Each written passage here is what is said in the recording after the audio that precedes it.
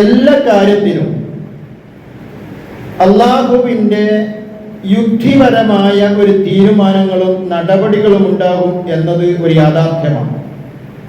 പലപ്പോഴും ആ യുക്തി എന്താണ് എന്ന് തിരിച്ചറിയാൻ നമുക്ക് കാലങ്ങൾ എടുക്കേണ്ടി വരും, അല്ലെങ്കിൽ അല്ലാഹു തആല അത് പറഞ്ഞു തരേണ്ടി വരും. അത് ആ തീരുമാനങ്ങളും ആ നടപടികളും അത് നെഗറ്റീവാകാം, പോസിറ്റീവാകാം. ഏത് അതിൻ്റെ നിഗൂഢതകൾ നമുക്ക് മനസ്സിലായി കൊള്ളണമെന്നില്ല. അല്ലാഹു തആല സൂറത്ത് നിസാഇന്റെ 19-ാമത്തെ വചനത്തിൽ ഇങ്ങനെ പറയുന്നു,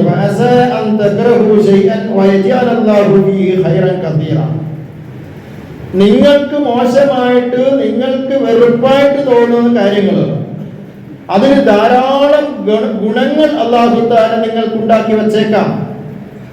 പരിശുദ്ധ ഖുർആനില് മൂസാ നബി അലൈഹിസ്സലാമും ഖദർ അലൈഹിസ്സലാമും തമ്മിൽ പരസ്പരം ഒന്നിച്ച് നടത്തിയ ഒരു യാത്രാനുഭവം വിവരിക്കുന്നുണ്ട്. മൂസാ നബി അലൈഹിസ്സലാം ഖദർ അലൈഹിസ്സലാമിന്റെ കൂടെ യാത്ര പോവുകയാണ്. ആ യാത്രക്കിടയിൽ അവര് രണ്ടുപേരും ഒരു നാട്ടിലെത്തി. വല്ലാതെ വിശക്കുന്നുണ്ട് ആ രണ്ടുപേർക്കും. ആ നാട്ടുകാരോട് അല്പം ഭക്ഷണത്തിന് ചോദിച്ചപ്പോ ആ നാട്ടുകാരെ മൈൻഡ് ചെയ്തില്ല. കുറച്ച് മുന്നോട്ടെത്തിയപ്പോ ആ നാട്ടിൽ തന്നെ ഒരു മതില് പൊളിഞ്ഞു കിടക്കുന്നത് കണ്ടപ്പോൾ ഖദർ അലൈഹിസ്സലാം ആ മതില് ശരിപ്പെടുത്തി നന്നാക്കി കെട്ടിക്കൊടുത്തു. മൂസാ നബി അലൈഹിസ്സലാം അതിനെ ചോദ്യം ചെയ്യുന്നുണ്ട്, ഈ ഒരു നന്ദിയില്ലാത്ത നാട്ടുകാരുടെ നാട്ടിൽ ഒരു മതില് പൊളിഞ്ഞു വീണിട്ട് നിങ്ങൾ എന്തിന് അത് കെട്ടിക്കൊടുക്കണം? കുറച്ച് മുന്നോട്ട് പോയപ്പോഴാണ് ഒരു കപ്പൽ, കുറെ കപ്പലുകള് കൂട്ടത്തിൽ ഒരു കപ്പലിന് ഖദർ അലൈഹിസ്സലാം ദ്വാരമുണ്ടാക്കുന്നു. മൂസാ നബി അലൈഹിസ്സലാം അവിടെയും ചോദ്യം ചെയ്യുന്നു, എന്താണ് നിങ്ങൾ ഈ കാണിക്കുന്നത്? ഈ കപ്പലിൽ, നല്ലൊരു കപ്പലിൽ നിങ്ങൾ ദ്വാരമുണ്ടാക്കിയത് പൊളിച്ചു കളയുന്നു, എന്താണ് നിങ്ങൾ ഈ പ്രവർത്തിക്കുന്നത്? മൂസാ നബി അലൈഹിസ്സലാം ചോദ്യം ചെയ്യുകയാണ്. കുറച്ച് മുന്നോട്ട് പോയപ്പോ ആ യാത്രയിൽ തന്നെ ഒരു കുട്ടിയെ ഖദർ അലൈഹിസ്സലാം വധിച്ചു കളയുന്നു, കൊന്നു കളയുന്നു. അത് മൂസാ നബി അലൈഹിസ്സലാം ചോദ്യം ചെയ്യുന്നുണ്ട്. മൂസാ നബി അലൈഹിസ്സലാമിന്റെ ചോദ്യം പൂർണ്ണമായി ശരിയാണ് എന്ന് നമുക്ക് തോന്നുന്നു. എന്നാൽ അല്ലാഹു തആല അതിന്റെ കാരണങ്ങൾ നമുക്ക് പറഞ്ഞു തന്നപ്പോ അത് ശരിയാണ് ആ കാര്യങ്ങൾ എന്ന് നമുക്ക് ബോധ്യപ്പെട്ടു. എന്താണ് അല്ലാഹു തആല പറയുന്നത്? വഅമ്മൽ ജിദാറു വകാന ലിഗുലാമൈനി യതീമൈനി. ആ നേരത്തെ ആ നാട്ടിൽ നിന്ന് ശരിയാക്കി കെട്ടിക്കൊടുത്ത ആ മതില്, അത് ആ നാട്ടിലുള്ള 2 യതീം കുട്ടികളുടെ അധീനതയിലുള്ള ഒരു മതിലായിരുന്നു. ആ മതിലിന്റെ അടിയില് ആ കുട്ടികളുടെ പിതാവ് അവർക്ക് വേണ്ടി ഒരു നിധി നേടി വെച്ചിട്ടുണ്ട്. അത് ആ മതില് പൊളിഞ്ഞു വീണ് പോയാല് വല്ല കള്ളന്മാരോ മറ്റോ അതെടുത്തു കൊണ്ടുപോകാതിരിക്കാൻ വേണ്ടിയാണ് ആ മതില് അദ്ദേഹം കെട്ടിക്കൊടുത്തത്. അല്ലാഹു തആല പറഞ്ഞു തരികയാണ്. രണ്ടാമത് ആ കപ്പലിന് ദ്വാരമുണ്ടാക്കിയതിന്റെ കാര്യം എന്താണ് അല്ലാഹു തആല പറഞ്ഞു തന്നു. അത് ആ നാട്ടില് അക്രമിയായ ഒരു ഭരണാധികാരിയുണ്ട്. ആ അക്രമിയായ ഭരണാധികാരി എല്ലാ കപ്പലുകളും പിടിച്ചെടുക്കുന്നുണ്ട്, നല്ല കപ്പലുകളെല്ലാം. പക്ഷെ ഈ കപ്പല് പാവപ്പെട്ട ഒരു ടീമിൻ്റെതാണ്. അവരുടെ ഉപജീവനത്തിന് വേണ്ടി അവർ ഉപയോഗിക്കുന്ന ഒരു മാർഗമാണത്. ന്യൂനതയുള്ള കപ്പലുകളെ രാജാവ് പിടിച്ചെടുക്കില്ല. അതുകൊണ്ടാണ് ആ കപ്പലിന് ന്യൂനതകൾ ഉണ്ടാക്കി വെച്ചത്.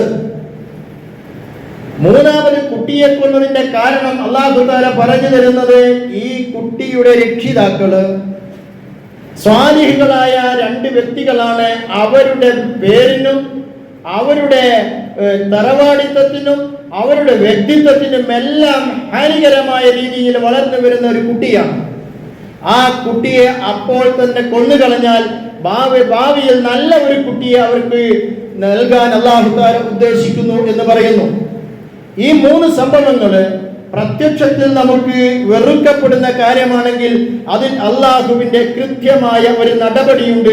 അതാണ് അല്ലാഹു തആല പറയുന്നത്, വല്ലാഹു യഅലമു വഅൻതും ലാ തഅലമൂൻ. അല്ലാഹുവിനെ അറിയാം, നിങ്ങൾക്ക് അറിയില്ല എന്ന്. നമ്മൾ ആലോചിക്കുക, നമ്മുടെ ലൈഫിൽ നടക്കുന്ന പല കാര്യങ്ങളും ഇങ്ങനെ തന്നെയാണ് നമുക്ക് തോന്നാറുള്ളത്.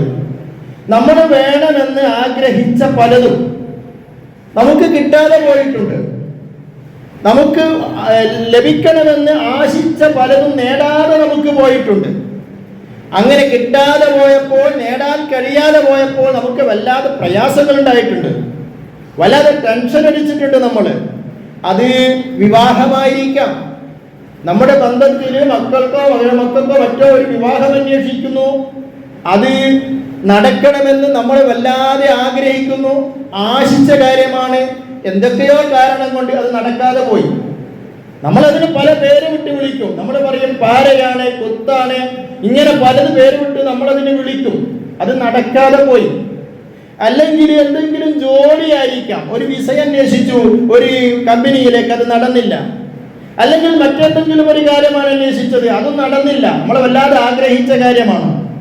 അതല്ലെങ്കിൽ മറ്റേതെങ്കിലും സാമ്പത്തിക മേഖലകളായിരിക്കാം, ഇങ്ങനെ പലതുമായിരിക്കാം.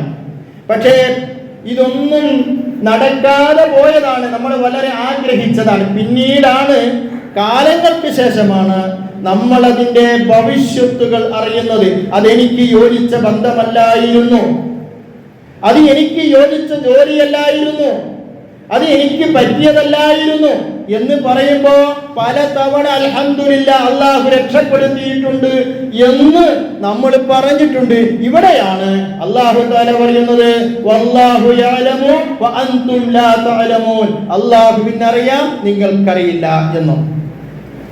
ചില ആരോപണങ്ങൾ നമ്മളെ വല്ലാതെ തളർത്തിയിട്ടുണ്ടാകാം, ചില കുറ്റപ്പെടുത്തലുകൾ നമുക്ക് വല്ലാതെ വേദന ഉണ്ടാക്കിയിട്ടുണ്ടാകാം, ചില ഒറ്റപ്പെടുത്തലുകൾ നമ്മളെ വല്ലാതെ തളർത്തി കളഞ്ഞിട്ടുണ്ടാകാം, ചില തഴയലുകൾ, ചില അക്രമങ്ങൾ, ചില ദ്രോഹങ്ങൾ, ഇങ്ങനെയൊക്കെ നമ്മളെ അഭിമുഖീകരിച്ചിട്ടുണ്ടാകാം. അതൊക്കെ നമ്മൾ വല്ലാതെ പ്രയാസങ്ങൾ ഉണ്ടാക്കിയിട്ടുണ്ട്.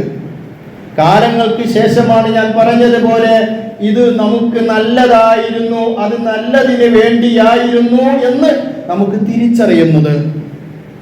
അപ്പോഴാണ് അല്ലാഹു തആലയുടെ വാക്ക് വല്ലാഹു യഅലമു വഅൻതും ലാ തഅലമൂൻ ലാ തഹ്സബൂഹു ശർറുൻ ലക്കും ബൽ ഹുവ ഖൈറുൻ ലക്കും. നിങ്ങൾ വിചാരിക്കേണ്ട ആ ഒറ്റപ്പെടുത്തലുകൾ, ആ തഴച്ചലുകൾ, ആ ആരോപണങ്ങൾ, ആ കുറ്റപ്പെടുത്തലുകൾ അതൊന്നും നിങ്ങൾക്ക് മോശമായിട്ടുള്ളതല്ല. ബൽ ഹുവ ഖൈറുൻ ലക്കും, നിങ്ങൾക്ക് നല്ലതിന് വേണ്ടിയാണ്. ആയിഷ റളിയല്ലാഹു അൻഹയെ സംബന്ധിച്ചാണ് പറയുന്നത്. ആയിഷ റളിയല്ലാഹു അൻഹയുടെ പേരിൽ ആരോപണങ്ങൾ ഉയർത്തി, കുറ്റപ്പെടുത്തലുകൾ ഉണ്ടായി. നബി സല്ലല്ലാഹു അലൈഹി വസല്ലമക്ക് വല്ലാതെ പ്രയാസങ്ങൾ ഉണ്ടായി. ആ സമയത്താണ് അല്ലാഹു തആല പറയുന്നത്, ആ കുറ്റപ്പെടുത്തലുകളും ആ ആരോപണങ്ങളും ശർറുൽ ലാ തഹ്സബൂഹു ശർറുൽ ലക്കും, അത് നിങ്ങൾക്ക് മോശമാണെന്ന് നിങ്ങൾ വിചാരിക്കേണ്ട, ബൽ ഹുവ ഖൈറുൽ ലക്കും, നിങ്ങൾക്കത് നല്ലതാണ്.